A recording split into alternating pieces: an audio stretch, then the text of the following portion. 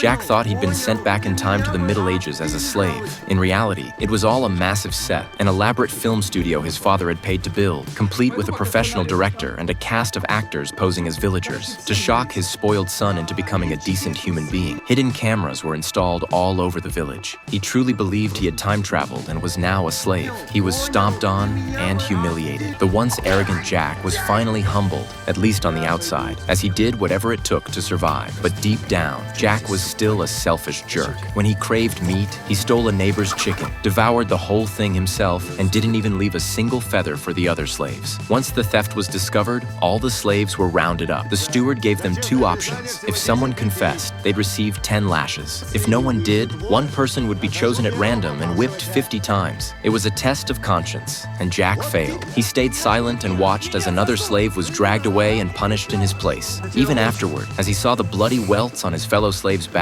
Jack didn't feel a shred of guilt. His father, watching from behind the scenes, was devastated. He believed his son was beyond saving and considered shutting the whole project down, but the director refused. He believed that only love or death could awaken Jack's empathy. And then, something unexpected happened. An extra accidentally revealed modern clothing beneath her costume. Jack noticed and immediately sensed something was off. He rushed over to confront the woman, but she quickly covered up, narrowly avoiding exposure. The encounter rattled Jack. Was it all just a hallucination?